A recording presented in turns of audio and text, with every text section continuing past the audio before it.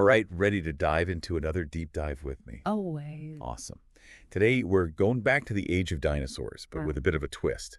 We're not looking at those classic images of dinosaurs, like roaming around in those lush jungles. Right, right. We're heading to the colder corners of the Mesozoic. Interesting. So think the Arctic and Antarctic Wow. to uncover how these incredible creatures survived in environments that, Yeah. could be downright frigid.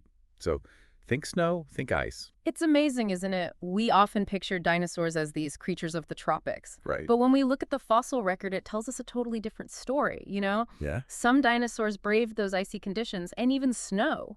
Wow. So it really shows just how adaptable they were. Dinosaurs in the snow. That's Yeah. kind of wild to think about. Yeah. So how did they manage to thrive in those really harsh environments? I'm particularly curious about one dinosaur that was mentioned in my notes, Edmontosaurus. Oh, They were found pretty far north, what? right? That's right. Edmontosaurus fossils have been discovered as far north as Alaska, Wow. which really indicates they were well equipped to handle colder temperatures. Yeah. But before we go into their specific adaptations, I think it's worth addressing a common misconception about dinosaurs. Really? The whole idea that they were, these sluggish, cold-blooded reptiles. Yeah. I definitely remember learning that in school. But I've also heard that there's been kind of a shift in our thinking about dinosaur physiology. So what's the current understanding now?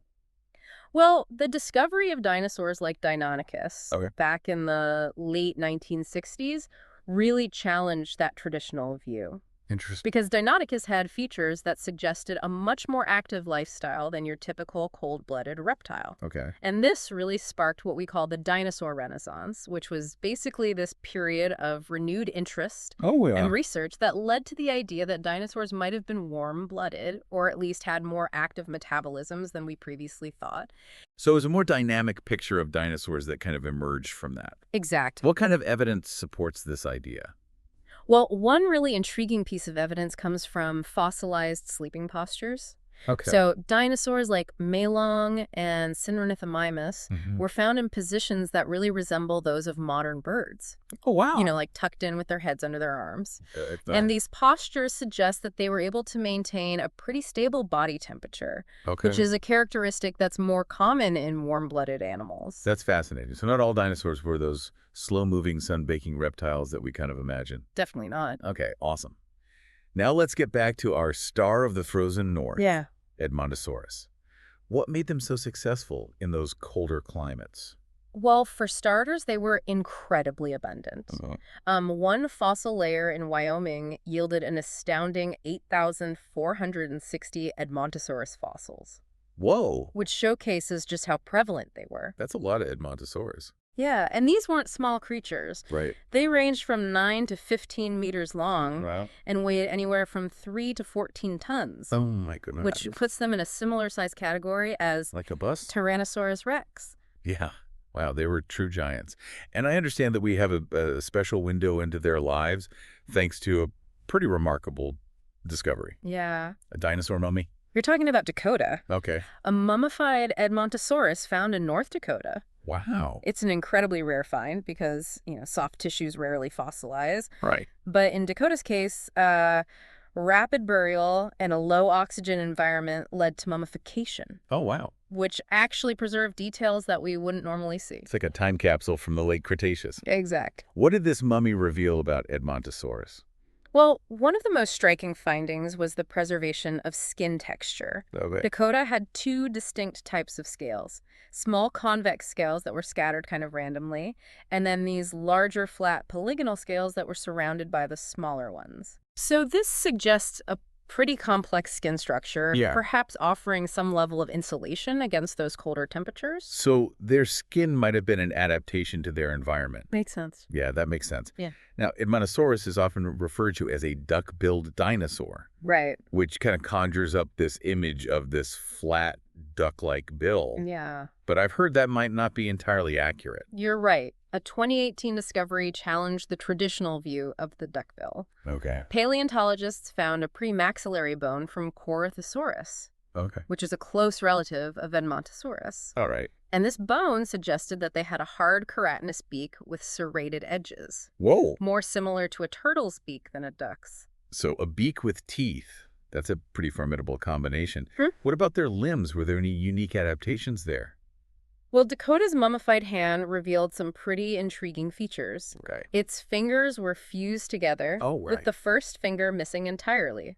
The second finger was tiny, with a small claw, while the third finger sported this large hoof-like claw, Oh, wow. almost resembling a horse's hoof. Fused fingers and a hoof-like claw. That's unexpected. Yeah. What purpose could that have served? It's still a bit of a mystery, Yeah. but these features likely helped Edmontosaurus navigate its environment. The hoof-like claw might have provided stability while walking or foraging, Okay. and those fused fingers could have offered strength and support. It's amazing to think that we can glean so much information just from a single mummified specimen. I know, it's incredible. And these discoveries have even influenced how Edmontosaurus is depicted in documentaries like Prehistoric Planet, right? Absolutely. Dakota's mummified remains have provided invaluable insights into the anatomy and lifestyle of these fascinating dinosaurs, Yeah. and it's really helped us to paint a more accurate picture of their existence. Speaking of documentaries, I recall seeing this scene Okay. with these incredibly fast dinosaurs, Oh, yeah. almost like ostriches running through the snow. Right. I believe they were called ornithomimids. That's right. Ornithomins were known for their speed and agility. Yeah. And they really earned that nickname, ostrich dinosaurs. That's a cool nickname. And there's actually a fascinating connection between them and ostriches that goes beyond just their appearance. Intriguing. What is it? Well, evidence suggests that ornithominids, just like ostriches, might have had feathers. Really? Yeah, back in 1995, paleontologists discovered traces of feathers on an Ornithomimus fossil.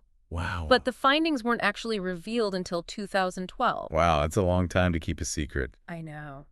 So what did these feathered dinosaurs look like? Well, imagine Ornithomimus covered in feathers. Okay. So downy feathers on the neck, torso, and hips, Okay. with longer feathers up to 5 centimeters long during their youth. Wow. And as they aged, they developed large wings on their arms. Hold on, wings. But you said they were like ostriches. Could they fly? No, these wings weren't for flight. Okay. They were likely used for display, similar to how ostriches use their wings for courtship rituals. Oh, interesting. And just like ostriches, skin impressions revealed that Ornithomimus had bare skin from the feet to mid-thigh. So they were giant feathered ostriches with a prehistoric flair. Pretty much. But even with feathers surviving in those frigid environments must have been a real challenge. What did they eat? That's a great question. To understand their diet, we need to look at the creatures that they shared their environment with. Okay. And that brings us to a pretty dramatic scene from the episode. A face-off between Pachyrhinosaurus and Nanuqsaurus Okay. in the Alaskan Prince Creek Formation. Pachyrhinosaurus and Nanuqsaurus. I'm already picturing an epic prehistoric showdown. It is quite a scene. What can you tell us about these creatures? Well, Pachyrhinosaurus was a large herbivorous ceratopsian, Okay. and it was characterized by this thick, bony ridge on its nose. It had 3 known species, the one featured in the episode likely being Peros Pachyrhinosaurus based on its location and appearance. Okay, so a large plant-eating dinosaur. What about Nanuqsaurus? Nanuqsaurus was a formidable predator, a member of the Tyrannosauridae family, Oh. making it a relative of the infamous Tyrannosaurus rex. Oh, wow. It earned the nickname polar bear lizard Okay. because, unlike its more famous relative, it was adapted to the frigid Arctic, Interesting. sporting a thick coat of fur. A furry T-Rex relative hunting in the Arctic. Now, that's an image that'll stick with me. Yeah, it's pretty striking. But before we delve into their encounter, I'm curious about that bony ridge on Pachyrhinosaurus. Did it serve a specific purpose? That's a question that has sparked a lot of debate among paleontologists. Right. Some believe that it might have supported spikes, Oh. similar to those found on its close relative Triceratops. Okay. We have Lane, which is the fossilized skin of a Triceratops, and it showed these fist-sized bumps on the back and tail with nipple-like structures that potentially were for anchoring quill-like structures. So those bumps could have been the base for giant spikes. That's incredible. Were they for defense or something else? That's the big question. Some scientists believe that the spikes were primarily for defense against predators like Nanuqsaurus, Okay. while others suggest that they might have played a role in display, species recognition, or even combat between rivals. Fascinating. It seems like dinosaurs were just as stylish as they were tough. It seems so. And Pachyrhinosaurus had another intriguing feature. Okay. Unique eyes. Yes, Pachyrhinosaurus likely had horizontal pupils, Inter resembling those of modern goats. This suggests an adaptation for wide peripheral vision, Okay. allowing them to spot predators approaching from almost any angle. That makes sense. Being able to see a predator coming from any direction would be crucial for survival. Absolutely. So, Pachyrhinosaurus was well equipped for defense. What about its opponent, Nanuqsaurus? Yeah. You mentioned it was adapted to colder climates. Indeed. While Tyrannosaurus rex might have had some sparse feathers, Huh? Nanuqsaurus was covered in thick fur, Wow. a clear adaptation to that frigid Arctic environment. Though its fossil remains are fragmentary, we estimate that it was about 5 to 6 meters long, Wow. making it a formidable predator in its own right. A furry T-Rex relative hunting in the Arctic. This episode is full of surprises. But how did these two giants interact? Did they engage in those epic battles like we see in the movies?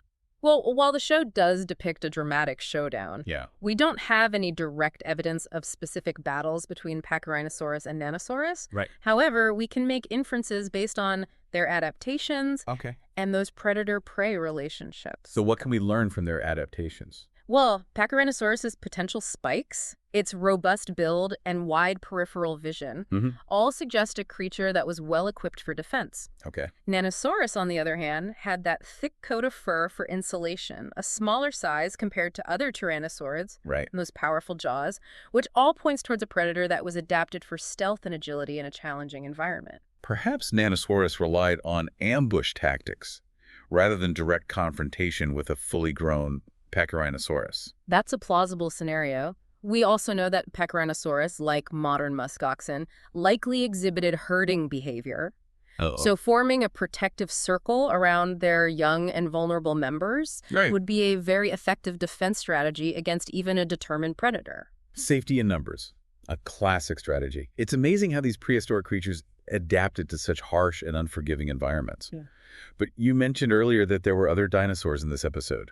Yes. Did any of them have adaptations as cool as Pachyrhinosaurus and Nanuqsaurus? Absolutely. Let's shift our focus southward to the Antarctic, Okay. where we encounter another remarkable dinosaur, the Ankylosaur, Antarctopelta. Antarctopelta. Yeah. What made this Antarctic dweller so special? Picture a tank covered in bony plates, spikes, and even a club-like tail. Whoa. That's Antarctopelta in a nutshell. This heavily armored herbivore was perfectly adapted for defending itself against predators. Wow. A true prehistoric tank. But wasn't Antarctica warmer during the Mesozoic era? Did Antarctopelta really need all that armor? That's a common misconception. Yeah. While Antarctica wasn't covered in ice sheets like it is today, Right. it still experienced periods of darkness and freezing temperatures, especially during the winter months. So even though it was warmer than today, it was still a challenging environment. Exactly. And Antarctopelta's armor wasn't just for protection from the cold. Right. It also served as a formidable defense against predators. Antarctopelta was a walking fortress. It's fascinating how these dinosaurs adapted to such diverse environments, from the frozen Arctic to the chilly Antarctic. And their adaptations extend beyond just physical features. We also see behavioral adaptations like Pachyrhinosaurus's herding instinct, Right. and potentially even changes in diet depending on the season and food availability. This makes me wonder what other secrets are hidden in the fossil record, just waiting to be discovered. That's the beauty of paleontology. It's a constantly evolving field. Yeah. With new discoveries always challenging our understanding of these incredible creatures. Speaking of discoveries, what about that large swan-like dinosaur in the episode? The one with the long neck and graceful movements. Ah, you're referring to Morturnaria? Yes. A fascinating creature indeed. What can you tell us about Morturnaria and its adaptations to life in the Antarctic? Well, Morturnaria was an elasmosaurid, Okay. a type of plesiosaur known for those long necks and streamlined bodies. Wait, a plesiosaur? I thought those were marine reptiles. They are. Okay. But here's what makes Morturnaria so intriguing. It lived in the Antarctic, a region that experienced prolonged periods of darkness during the winter months. Oh, wow. This means that they had to adapt to survive in near-freezing waters with limited sunlight. So how did a creature that's known for basking in warm, shallow waters manage to thrive in such a harsh environment? That's a question that has puzzled paleontologists for years. But recent studies suggest that Morturnaria might have had several adaptations. One theory is that they could lower their metabolism during the winter months, similar to hibernation in some modern animals. So they slowed down their bodily functions to conserve energy during that harsh winter? Exactly. Another possibility is that they might have migrated to warmer waters during the winter, Okay. similar to the migrations of modern whales. Wow, so these ancient sea monsters might have undertaken epic journeys across the oceans. That's incredible. It highlights just how adaptable and resilient these prehistoric creatures truly were. I'm truly blown away by all these incredible adaptations. It's clear that dinosaurs were far more diverse and complex than we ever imagined. But we're running out of time for this part of our deep dive. Indeed. But don't worry, we'll be back soon to continue our exploration of dinosaurs in a frozen world. Looking forward to it. Stay tuned.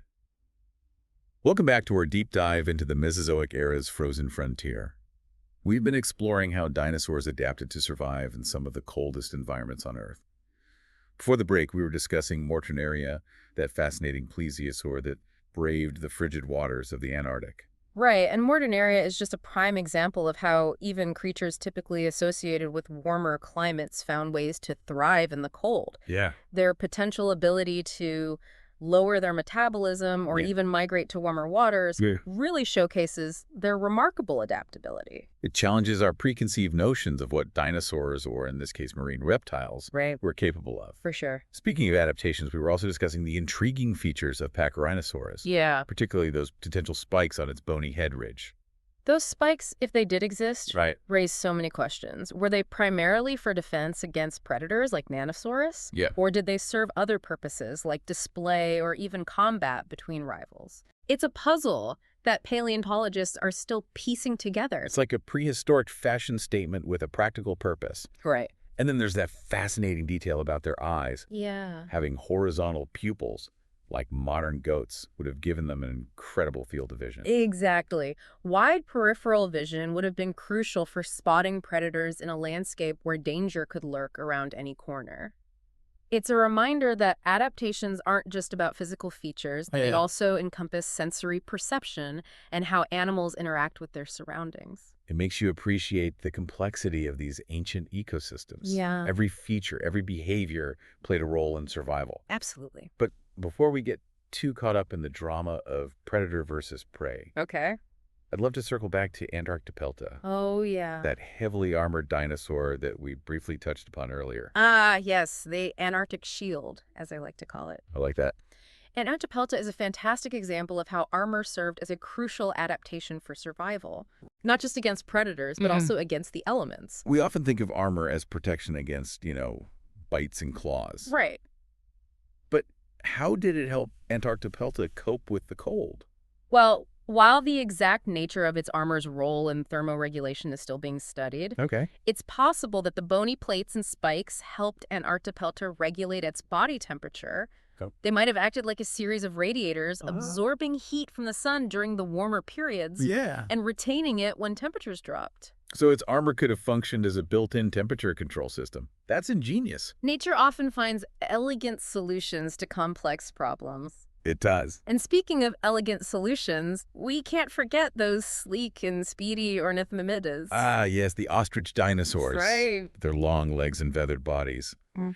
What were some of the key adaptations that allowed them to thrive in those colder environments? Well, their speed was certainly a major advantage, Okay. both for escaping predators and for covering vast distances in search of food. Right. Remember, these environments weren't lush tropical paradises. Yeah. Resources might have been scarce. Mm-hmm. So being able to move quickly and efficiently Yeah. would have been crucial. And let's not forget those feathers. Of course not. I find it fascinating that a group of dinosaurs so closely linked to birds would sport such prominent plumage. It's a remarkable example of convergent evolution, Okay. where different species develop similar features to adapt to similar environments or lifestyles. Right. The feathers on Ornithomimids, while not used for flight, like in birds, Yeah. likely served multiple purposes, from insulation against the cold to display during courtship rituals. It's amazing how such seemingly simple features could have played such complex roles in their survival. It is. It makes you wonder what other secrets are hidden within these ancient ecosystems just waiting to be uncovered. That's the beauty of paleontology. There's always something new to discover, Yeah. some new piece of the puzzle to unearth. And as we continue to explore the fossil record, our understanding of these incredible creatures and their world will continue to evolve. Speaking of evolution, Huh? one thing that struck me is how diverse the dinosaur family tree truly was. Oh, for sure. We've got giant herbivores with spikes, Right. speedy feathered runners, Yeah. armored tanks, Yeah. and even marine reptiles adapted to frigid waters. It's a testament to their incredible adaptability and evolutionary success. Dinosaurs weren't just limited to one type of environment or lifestyle. They radiated out to fill various ecological niches from the tropics to the poles. Right. And their remarkable array of adaptations reflects that diversity. It's a reminder that life finds a way even in the most challenging of circumstances. Absolutely. But we're nearing the end of our deep dive. Okay. Is there a particular takeaway you'd like our listeners to ponder as we wrap up this exploration? I think the most important message is that the Mesozoic era wasn't just a static snapshot of dinosaurs roaming lush jungles. Right. It was a dynamic world constantly changing. Yeah. With diverse environments that presented both challenges and opportunities. And the dinosaurs that inhabited those environments, Yep. whether in the frozen north or the chilly south, Right. met those challenges head on, adapting and evolving to thrive in a world that was far from static. Their story is a testament to the power of evolution and the enduring fascination we hold for these incredible creatures. Well said. And to our listeners, I encourage you to keep exploring, keep questioning, and never lose your sense of wonder about the world of dinosaurs. I agree. Welcome back to our final segment, exploring dinosaurs in a frozen world. We've covered some incredible adaptations from thick fur and armor to, those potential spikes and even hibernation-like states.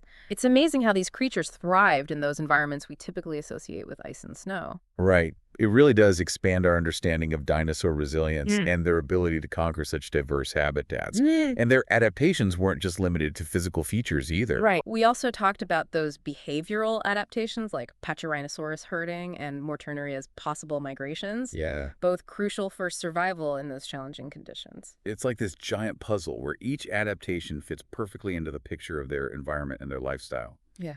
But as with any good puzzle, there are always those missing pieces.